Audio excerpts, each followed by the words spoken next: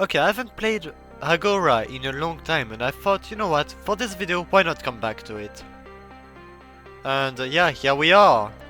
First off, we are going to actually go and do the German Civil War because we want to get the Kaiser back.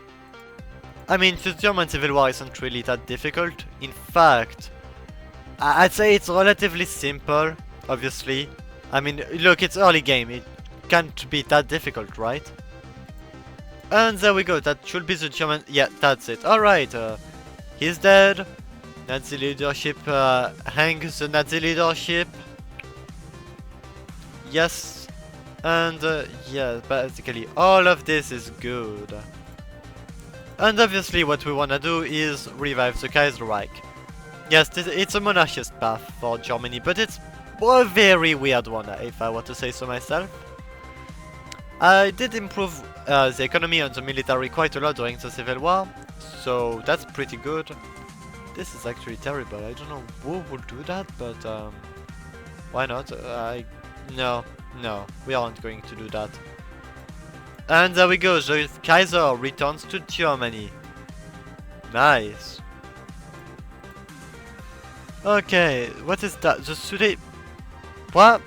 Czechoslovak Republic surrenders Sudetenland.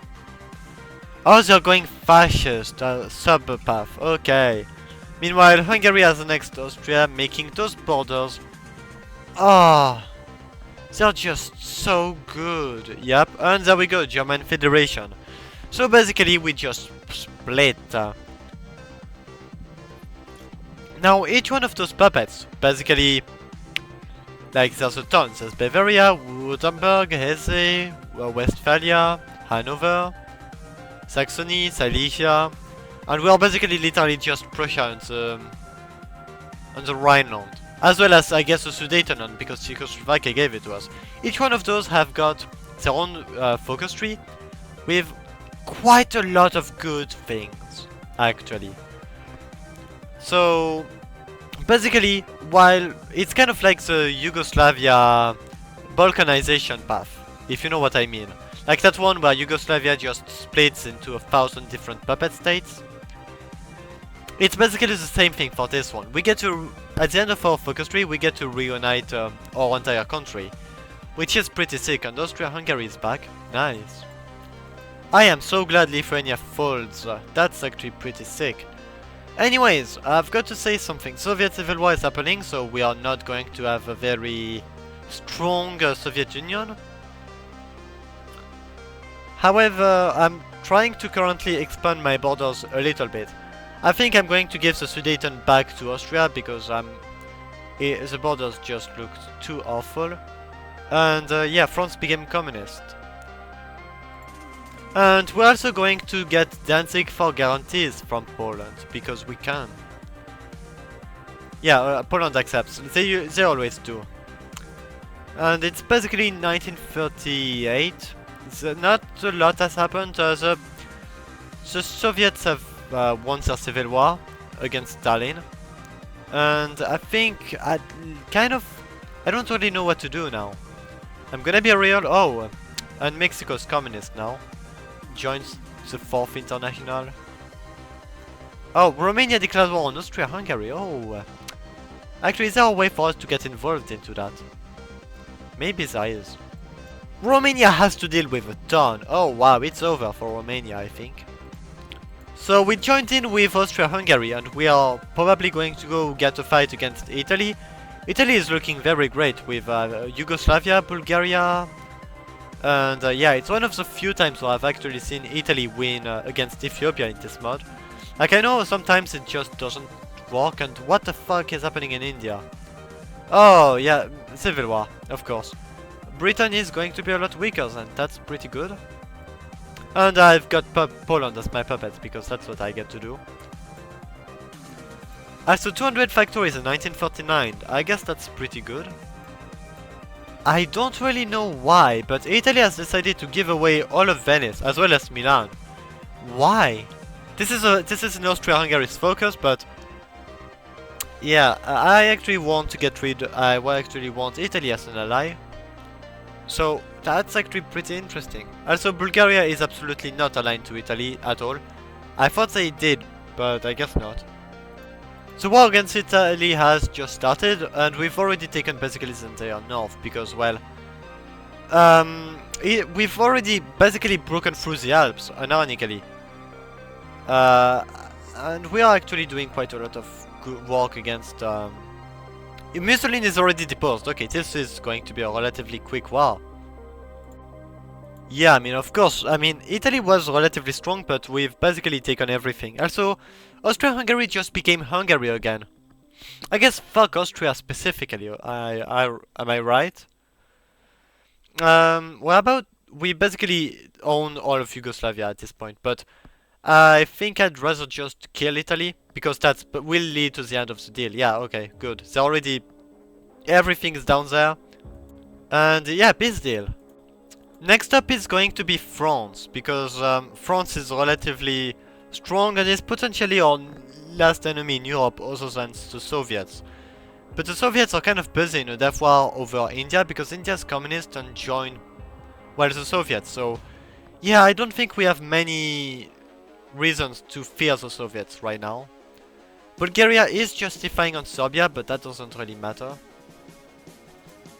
Now, the bad thing about Agora is that Communist France quite literally has no way to get rid of, what's it called? Disjointed government. So basically, if we capitulate France, it will be relatively easily. So now we can just rush for Paris. Like, if Paris falls, I think they just die.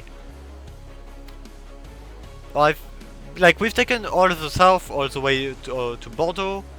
And yeah, look at that. France has capitulated. It was way too easy, actually. But yeah, they've joined the Scandinavians, which is why we are actually going to have to take them over. And I'm glad that there is only one unit protecting Stockholm, so we can just send our army to invade there. Yep, it's over for Sweden. This landing was literally all I needed, and Sweden is the last main... Oh, there we go. Alright, we are going to send extra armies, and the goal is simple: take as much of Sweden as possible in order to capitulate the entire faction. And there we go! We are going to take everything, because we have nearly all of the war score. Poland also became communist, so did Lithuania, and they're both in our faction. Because that's the effect of the Soviets. If you border them, you gain communist support, which is really cool. Also, I don't know how I really missed this. We're at war with both England and the UK. No, wait, that's the same thing. England and the US. That's what I wanted to say. I think it was because I got Belgium that that UK decided to declare war on us. They declared war on Poland first, out of nowhere, because I guess that's something they do. They went nearly historical. They went to Churchill instead of Chamberlain. Still, it's kind of unfortunate. We're actually going to have to take them over, and we did get quite a bit of big navy, so I think it should be alright. Something I've actually realized is that Mexico is into the war. Technically, there are actually, and we've got a military access from them, and now we are sending all of our units to aid them into taking over America. Because I'm gonna be real, Mexico is quite literally the only way for us to actually defeat America. My navy is not strong enough to defeat both the US and the British one. I did give quite a little bit of trouble with naval bombers to the British Navy, but other than that, that's basically it. Okay, we went over 50%. Okay, we actually got the landing. No way. So we got over 50% for like 5 seconds. Texas has completely fallen. That's what happens. Yes, okay, Newcastle is ours. Now we can send our army to actually just completely take over the British. Let's actually give you even more units. Yeah, alright. 60 units are going to be able to take the UK, while the rest is actually in America trying to take it all over. Also, I'm trying to get this landing killed. It's relatively difficult. However, yeah, okay, we are able to defeat the allies like this. Oh my god, we almost lost Newcastle, but we've got Edinburgh, so it doesn't really change that much. Anyways, time to go all the way south, take over London, defeat the British. The Indians are basically... I just realized that China is at war with literally everybody, while Japan is at war with everybody as well. No, the Allies are actually at war against the Soviets, the Chinese, the Japanese, and us. So quite literally against everyone. And we have basically finished the US. It did take us to send an entire army over there, but also than that, if we take Newark and maybe Boston, then it should be over. Hopefully, I'm done with this war, and this campaign actually as a whole, because I'm just done. I'm not fighting the Soviets as well. There we go. Okay, good. Now time to figure out what the fuck to do with this planet. Well, a new order has been established. We basically took quite a lot of things. I did have player-led peace conferences, because also than that it would have been hell. I've given most of the Middle East to Hungary, because why not? And I'm going to release quite a lot of puppets, because I don't think my manpower can handle all of this, because I only own like half, not even a fourth of Germany. Yeah, let's release quite a lot of countries now. And now we get to unite the Federation, which will grant us all of our territories back. And yeah, there we go.